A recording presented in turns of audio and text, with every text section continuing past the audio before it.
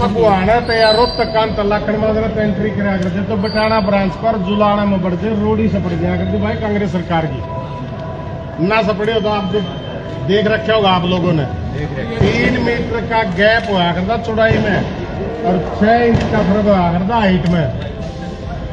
सड़कों में इतना फर्क हुआ करता। डेवलपमेंट के नाम की बात आपको बता दूं, 2010 से 2015 मेरी माँ गांव लुधियाना की सरपंच थी।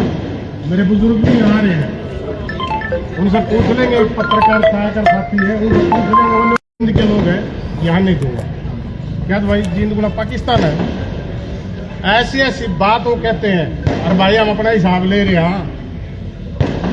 उस भाई का जी करता हो यहाँ आ जाए, हम बैठे हैं यहाँ स्थान पर हिसाब देने के लिए, हमारा हिसाब ले जा। 10 साल के शासन काल में माननीय मुख्यमंत्री श्री मनोहर लाल जी ने और अभी नायब सैनी जी प्रदेश के मुखिया और देश के प्रधानमंत्री ने, उनका तो सड़कों का गैप 6 इंच का था। यहाँ 7 नेशनल हाईवे बनाने का काम भारतीय जनता पार्टी की सरकार ने किया है। एक हरियाणा प्रदेश को एक छोटा सा स्टेट बना दिया, 2.5 से 3 घंटे में आप प्रदेश को इधर से उधर माप सकते हो, और वो न्यू का एक विकास नहीं हुआ। और दूसरी बात, मैं तो न्यू को जो 2 फुट कालो बताना लाई छोटा पप्पू है भाई, इन्हें बेरा है कोनी, इन्हें डेवलपमेंट का है कोनी बेरा। ये हाईवे बनने लग रहा है जो ये डेवलपमेंट नहीं दिखती। इतनी ऊंची बिल्डिंग जींद जिले में पहली बार बनी है। कांग्रेस के शासन काल में तो कोई CHC PHC नहीं बनी, लेकिन आज जींद में मेडिकल कॉलेज बनने लग रहा है और लगभग बन के तैयार है। उसने वहां डेवलपमेंट दिखाई नहीं देती और हिसाब मांगे बीजेपी पे। और तो और खेत खलिहान के रास्ते जो माननीय मुख्यमंत्री श्री मनोहर लाल जी ने एक महत्वपूर्ण योजना, हर किसान को, ये किसान हितैषी बनते भाई, हर किसान को खेत में जाने के लिए कच्चा रास्ता होता था और बारिश के इन्हीं दिनों में और जहां उनका प्रोग्राम था ना, आज दलदल माच की गाड़ी में खड़ा होगा, सड़क पर भाषण दिया है, तो उस किसान की क्या हालत होगी जब उस खेत में जाएगा। 81 किलोमीटर के खेत खलिहान के रास्ते बनाए हैं, उनके टाइम पे एक ईंट भी नहीं लगी। और एक और खास बात, मनरेगा स्कीम को वो अपनी महत्वपूर्ण स्कीम बनाते हैं, लेकिन उसका कभी प्रॉपर यूटिलाइजेशन नहीं किया। भारतीय जनता पार्टी की सरकार ने उसको प्रॉपर यूटिलाइज करके उसके तहत भी खेत खलिहान के रास्ते बनाने का काम किया है। और साथियों, कई साथी यहाँ कई गांवों के बैठे हैं, किसान भाई बैठे हैं, किसान की बात करें, पहले बुजुर्ग न्यू का हार दें, खेती हो जाओ, बाकी चिंता नहीं है, हो जाओ। होने के लिए एक व्यवस्था चाहिए, पानी चाहिए भाई, पानी चंदा होगा, लेकिन उनने कोई भी रजवाया बनाया हो तो बता दियो भाई। पिछले 10 साल में, पिछली ये जो क्रम अभी चल रही है, इसी 5 साल में सफीदो विधानसभा की 8 माइनर, जिसमें से 4 की लाइनमेंट और 4 की स्पेशल रिपेयर और टेल पर पानी जाओ भाई, मगड़ बरताने का पानी ना जाता तो बता दिए, बता हो ना पानी जाता तो बता दिए भाई। अभी टेंडर हो गया, उसकी भी रिपेयर हो जाएगी। किसानों के लिए उन्होंने किया क्या है, और किसान हितैषी बनते हैं। और किसानों के लिए माननीय मुख्यमंत्री श्री नायब सैनी जी ने अभी घोषणा करी है कि हरियाणा सरकार 24 फसलें MSP पर खरीदेगी। पहले 12 फसलें खरीदी जाती थी। अरे कल भाई मजाक में न्यू का था, बलाड़ा 2 फसल तो उन मत बोइए नहीं जानती, मैं जब MSP आ जाएगा वही बोलेंगे भाई, उनका भी जुगाड़ हो जाएगा। तो 24 फसलें MSP पर खरीदी जाएंगी। तो साथियों, अनेकों ऐसे काम, सड़कों का जाल, पूरे सफीदो विधानसभा में 58 सड़कें जो वाजपेयी के राज में गांव से गांव जोड़ने का काम किया था, उनको 12 फुटी से 18 फुटी बढ़ाने का काम किया और 16 सड़कें नई 16 सड़कें बनाने का काम किया है। साथियों, इनने न्यू बता दो कोई सड़क इनने बनाई हो पूरे 10 साल में। और सबसे बड़ी एक बात है भाई, ये प्रदेश के मुखिया माननीय मुख्यमंत्री मनोहर लाल जी ने एक बात कही थी, सबका साथ, सबका विकास, सबका प्रयास। इस मूल मंत्र के साथ हम काम करेंगे और उस पर काम करते हुए सफीदो के विधायक को 10 करोड़ रुपए की ग्रांट दी है पिछले 5 साल में। किसी का काम लग गया तो बता दो भाई, कहाँ लगाई है उस ग्रांट का हिसाब दे। पिछले 5 साल में मैं मीडिया छायाकार के बंधु साथी आ रहे भाई, उनके माध्यम से भी पूछना चाहता हूँ। अरे भाई दीपेंद्र भाषण में न्यू कहा था अकबर बीजेपी वाले हिसाब मांगना रहे हैं, वो तो काम मारा है भाई, काम मारा भी है। हिसाब कभी एक तरफा नहीं हुआ करता, जब हिसाब लेना हुआ है ना तो हिसाब देना भी पड़ेगा। एक तरफा नहीं भाई, हिसाब लेना है, हिसाब देने का तैयार बैठे हैं भाई। आठ मौके पे एक एक चीज लिख रखी है,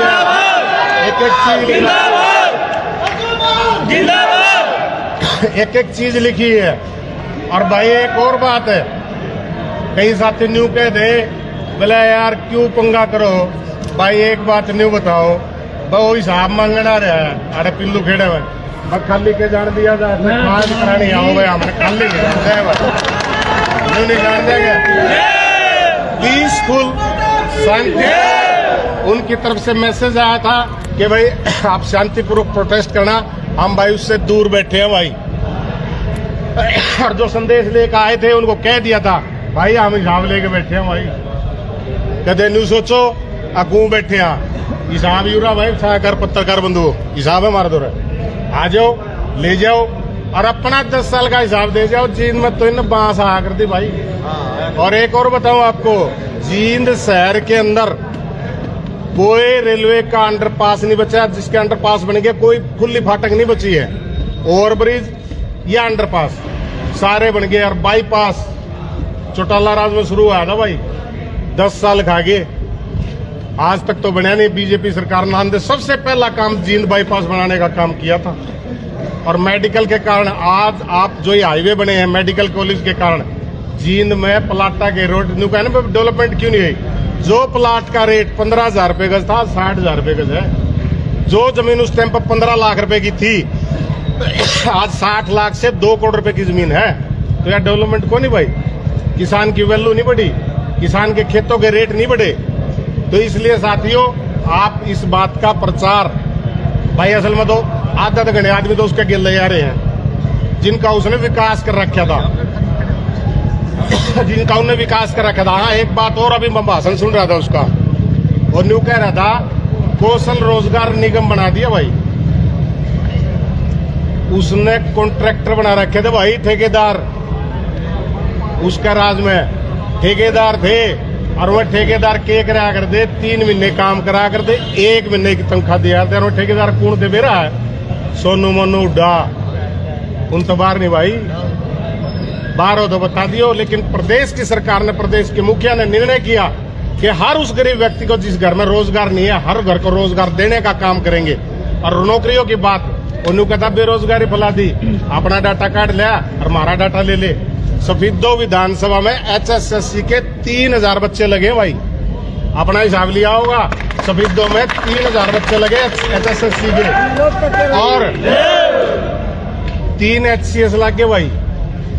और एक भाई तो रात में फोन करके नहीं बता रहा मेरा गांव का नाम ना लिया, मेरा गांव में 90 बालक लाग रहे हैं और किसी थी पर्ची दी नहीं, किसी थी खर्ची दी नहीं। और मैं उससे न्यू पूछू था मैं किसी का नाम हो, बोले ना किसी का नाम नहीं भाई, ईमानदारी तो मेरिट पर नौकरी लाई है, अपने कार्यकर्ताओं को नाराज करके नौकरी लगाई है। और आज उसी मेरिट के आधार पर नहीं बोले हमारा गांव में 2 तो इंस्पेक्टर लाग रहे हैं भाई, हमारे तो पुलिस वाले भी लाग गए भाई, उड्डा के रिश्तेदार आगे लाग गए भाई, ना लग गया तो बता दो भाई। ये मीडिया वाले बैठे भाई, पूछ लियो, पूछने का तरीका हूँ। आप साथी आए हो, आप एक तीसरा स्तंभ हो, इस लोकतंत्र का तीसरा स्तंभ हो, आपके ऊपर बहुत बड़ी जिम्मेवारी है।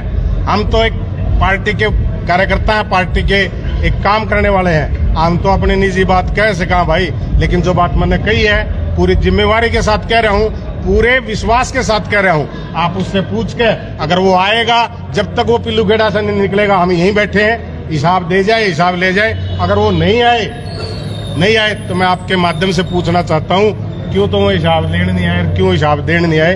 क्योंकि डर लग गया भाई, जींद में तो उन्हें डक्का भी नहीं फोड़ा, कुछ भी नहीं करा। और एक और खास बात है, ईवन्यू का है बीजेपी वाले संविधान बदले थे, उसके राहुल गांधी के, जो इनका बड़ा पप्पू है, राहुल गांधी के पिताजी की स्टेटमेंट सोशल मीडिया पे वायरल हो रही है 1991 और 1984 के चुनाव की। उसने खुद अपने भाषण में न्यू कह रखा है कि जरूरत पड़ी तो मैं संविधान में अमेंडमेंट करूंगा। और आज तक अनेकों अमेंडमेंट संविधान में हुए हैं जो जनता की भलाई के लिए, जनता को काम के आगे बढ़ाने के लिए अमेंडमेंट होते रहते हैं। और ये कोई इतना बड़ा विषय नहीं है, लेकिन इन्होंने लोगों को बरगलाने का काम किया, लोगों को बहकाने का काम किया।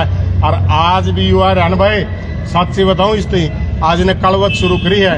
जब इसमें दम था तो काल की प्रेस कॉन्फ्रेंस सुन के इसने कड़वत तीरथ पाना चाहिए था कि आ जाओ भाई बीजेपी वाले, मैं अपना हिसाब ले रहा हूँ और तुम भी दो। लेकिन ना, उड़ा गाड़ी पर खड़ा होकर सिर्फ भाषण दे के नहीं बोला भाई बीजेपी वाले तुम संविधान बदलोगे, जा 400 सीट मांगो थे। अरे हमारी तो 240 सीट आ गई, तारत तो पूरे विपक्ष की मिला के भी इतनी सीट नहीं आ रही जितनी बीजेपी की आ रही है। और फिर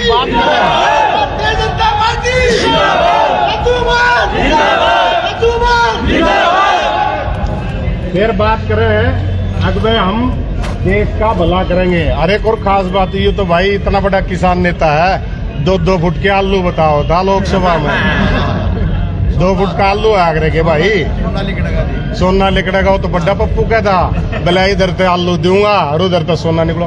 डेवलपमेंट की अगर कोई बात करता है तो सिर्फ और सिर्फ भारतीय जनता पार्टी बात करती है। अभी महेंद्रगढ़ रैली थी, आप लोग महेंद्रगढ़ रैली में गए थे, बीसी समाज ने धन्यवाद करने के लिए वहां महेंद्रगढ़ माननीय मुख्यमंत्री जी आए थे और उसका धन्यवाद करने के लिए आप गए थे। कितना सुथरा रोड बन रहा है। अरे भाई जय भी ये नहीं कहेंगे कि भाई बीजेपी का धन्यवाद है। और खासकर एक बात और कहना चाहूंगा, सुभाष भाई तो जरूर कहना चाहिए, इसने तो जमाए शर्म को ना दे रहा, 10 करोड़ रुपए दे रखे थे, विपक्ष का विधायक होते वो भी नहीं लाए। और अपना हिसाब दे दो भाई, दीपेंद्र सिंह हुड्डा 10 साल राज करा तो हमने किसी विपक्ष के विधायक के रुपये दिए हो, दो बता दो, पूछ लियो भाई, छायाकार पत्रकार बंधु दिए हो तो बता देगा भाई। लेकिन बीजेपी के माननीय मुख्यमंत्री श्री मनोहर लाल जी ने, और जो भाजपा का मूल मंत्र है सबका साथ, सबका विकास, सबका प्रयास, सबके साथ मिलके एक ऐसा काम करने का काम किया है कि हर आदमी का विकास हो, हर समाज का विकास हो, हर जिले का विकास हो, हर विधानसभा का विकास हो। तो साथियों, मैं आपसे निवेदन करूंगा, भाइयों तो हिसाब लेना आया नहीं, लेकिन गांव में जो उनके डब्बे डाले जा रहे हो ना, उनने हिसाब दे दिए, मैंने धरती कापी दे दी है, किसी ने और नची है तो व्हाट्सएप भी कर दे दूंगा। अरे भाई कई साथी नहीं कहते गेट तक चले जाओ, अगले वो हाथ जोड़ के जा रहे हैं, अकबा उपद्रव न करे। बीजेपी तो करा नहीं कर दी। और एक और खास बात, किसान आंदोलन था, जब किसान आंदोलन के अंदर ये कांग्रेसी घुस के कितना बड़ा बवंडर करा कर दे, अरन्यू का कर दे, अकबर बीजेपी वाला ने काम में नहीं बढ़न दिया है कर देने। लेकिन अब जब किसान बिल केंद्र सरकार ने माननीय प्रधानमंत्री जी ने वापस ले लिया ना, उसके बाद वो कांग्रेस वाले का धन्यू कह दे है कौन बढ़न दिया भाई बीजेपी वाला, आराम से नहीं पूछ लेना क्या तो नहीं बढ़न दे भाई, बोले वो कौन बढ़न दिया। धर्मगढ़ बोली में गए थे, वोट मांगने गए थे, बढ़ने कौन दिए, उल्टे आगे कोई बात नहीं, रोला हमने नहीं करना, हम रोला नहीं करा रहे भाई, हम हाथ जोड़ के काम करने में विश्वास रखते हैं। और वो धर्मगढ़ बोली में 400 वोट पाई, उन्होंने बोले न्यू कुकर चली गई इनके 400 वोट। सफीदो विधानसभा ने इनको हिसाब दे रखा है, लोकल कैंडिडेट होने के बाद 5300 वोटों से यहाँ से सफीदो ने इनका हिसाब करके भेज रखा है। इनका यहाँ हिसाब मांगने का कोई अधिकार नहीं है, ना कोई काम किया। इसलिए मैं आप सभी साथियों का आज एक छोटे से नोटिस पर यहाँ पहुंचे हैं, मैं आपका धन्यवाद भी करता हूँ और आपको बधाई भी देता हूँ। आओ कोनी भाइयों, जो हिसाब दम कोनी भाई, दम नहीं है भाई उसमें, क्योंकि उसके पास हिसाब ही नहीं है। वह तो सिर्फ और सिर्फ, आज भी मैं उसका भाषण सुन रहा था, संविधान में मैंने लोकसभा में न्यू कर दिया। अरे खागर तू लोकसभा में तेरे 30 विधायक है, विधानसभा मांग अपना जो यो हिसाब है उड़े दे दिया, इब सड़का बाके मांगे, हम सड़का बद्या आड़े भी नहीं आंदे। तो साथियों, इनका हिसाब देना है, इनके कार्यकर्ताओं को हिसाब देना है। उनके नेता नहीं आए तो एक मीडिया के माध्यम से, उन कार्यकर्ताओं के माध्यम से हम हिसाब देंगे। हम हिसाब देने के लिए तैयार हैं, वो लेने के लिए आए और अपना भी ले आओ हिसाब, एक तरफा नहीं आकर दबा। तो मैं आज इस कार्यक्रम में आप पहुंचे, मैं आप सभी कार्यकर्ताओं का बहुत धन्यवाद करता हूं। इससे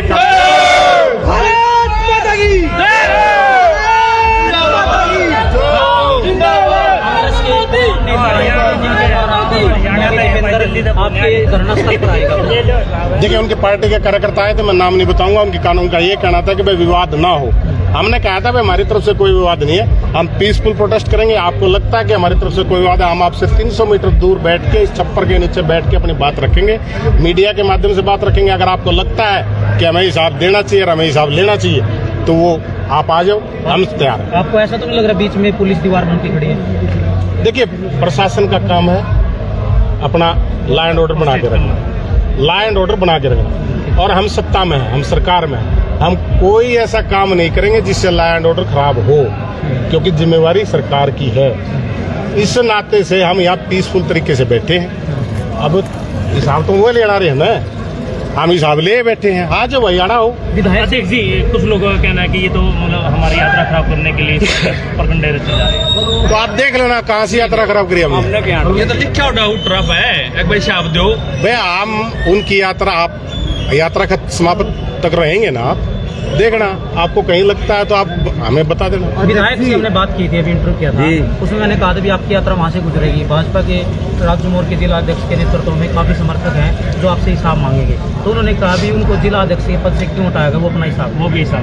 अरे जिला अध्यक्ष का पद में इकला हटे होंगे, 6 हटाए हैं। उससे पहले धनखड़ जी हटा दिए, यू हटाना को नहीं, ये हमारा बीजेपी में दायित्व परिवर्तन है।